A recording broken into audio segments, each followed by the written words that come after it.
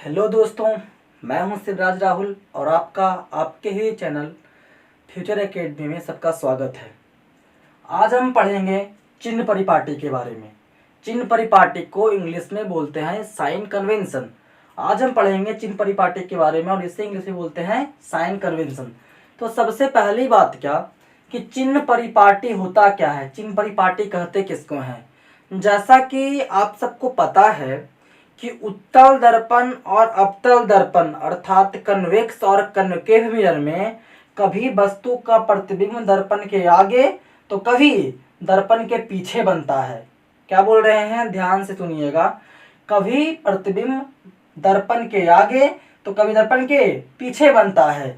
इस स्थिति को ज्ञात करने के लिए कि प्रतिबिंब दर्पण के आगे बन रहा है या फिर दर्पण के पीछे बन रहा है, इस स्थिति को ज्ञात करने के लिए हम जिस परिपाटी का इस्तेमाल करते हैं उसे ही चिन्ह परिपाटी के नाम से जानते हैं, उसे ही चिन्ह परिपाटी के नाम से जानते हैं। इस चिन्ह परिपाटी के अनुसार पहला पॉइंट क्या है कि ध्रुव को मूल बिंदु मानकर सभी दूरियां मापी जाती है। अर्थात ये हुआ कि अगर आपके पास इस तरह का कोई अवतल दर्पण है तो यहाँ जो आपका ध्रुव दिख रहा है, आपको ध्रुव P दिख रहा होगा, इस ध्रुव P को ही एक मूल बिंदु मानकर जितनी भी दूरियां होगी यहाँ पे मापा जाएगा।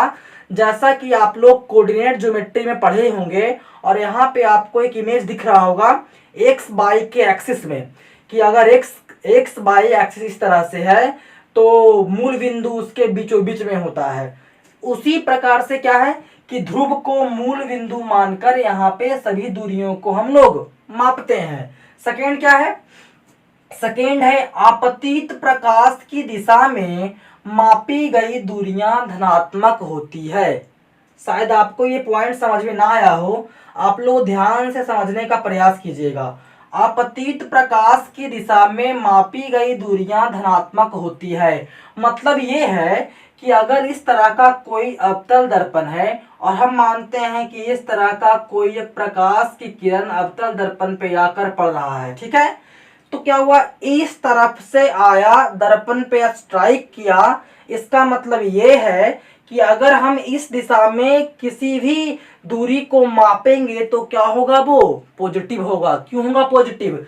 क्योंकि चिन्ह परिपाटी के अनुसार आपको ये बोल रहा है आपतित प्रकाश की दिशा में मापी गई दूरियां धनात्मक होती है, मतलब कि जिस ओर प्रकाश की किरण चल रहा होगा उस ओर मापी गई दूरी कैसी होगी, धनात्मक होगी। अर्थात यहाँ पे जो नंबर लेंगे उसे लेंगे पॉजिटिव प्लस में लेंगे, ठीक है। फिर थर्ड पॉइंट क्या है, थर्ड पॉइंट कह रहा है बच्चों की आपतित प्रकाश के विपरीत दिशा में। आपतित प्रकाश मतलब कि अगर आपतित प्रकाश इस ओर है, जैसा कि आप यहाँ पे इमेज में देख पा रहे होंगे, आपतित प्रकाश के दिशा में, आपतित प्रकाश के विपरीत दिशा में मापी गई दूरियां ऋणात्मक होती है। अर्थात अगर प्रकाश की किरण इस ओर आ रही है, इस ओर आ रही है और हम चाहते हैं क्या कि मूल बिंदु से दूरी को इस ओर मापें। अगर प्रकाश की किरण इस ओर जा रही है और हम चाहते क्या है कि दूरी को मूल बिंदु से इस ओर मापे, तो उस परिस्थिति में हमें दूरी को ऋणात्मक लेना होगा, हमें यहाँ पे निगेटिव लेनी होगी, ठीक है। फोर्थ पॉइंट कर रहा है मुख्य अक्ष के ऊपर लंबवत सभी दूरियां धनात्मक मानी जाती है। फिर से बोल रहा हूं, मुख्य अक्ष मतलब कि जो आपका ध्रुव है इसके ऊपर जितनी भी दूरी को यहाँ पे लेंगे वो कैसा होगा, वो होगा धनात्मक। कैसा होगा, धनात्मक। मुख्य अक्ष के लंबवत सभी दूरियां धनात्मक होती है, मतलब कि अगर इसके ऊपर जाएगा तो कैसा होगा, ये होगा पॉजिटिव। और मुख्य अक्ष के नीचे सभी लंबवत दूरियां ऋणात्मक मानी जाती है, मतलब कि अगर ऊपर पॉजिटिव है तो नीचे कैसा होगा, निगेटिव होगा। जैसा कि आप लोग अगर 9th क्लास में कोऑर्डिनेट ज्योमेट्री पढ़े होंगे तो आपको मालूम होगा, जैसा कि आप इमेज में देख रहे होंगे कि x डैश बाई डैश करके हमारे अक्ष होते हैं और उसमें ऊपर वाले भाग जो होते हैं उसे लेते हैं धनात्मक और नीचे वाले को ऋणात्मक। तो सेम एज यहाँ पे क्या है कि मुख्य अक्ष के ऊपर लंबवत सभी दूरियां धनात्मक होगी और मुख्य अक्ष के नीचे सभी लंबवत दूरियां ऋणात्मक होगी।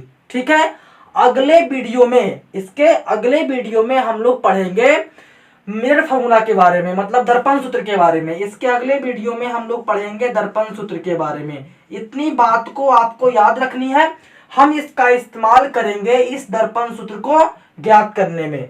ठीक है, ओके, आप लोग चाहे तो इसको नोट कर सकते हैं और वीडियो देखने के उपरांत आप लोग चैनल को सब्सक्राइब जरूर करें, वीडियो को लाइक करें, शेयर करें। ठीक है।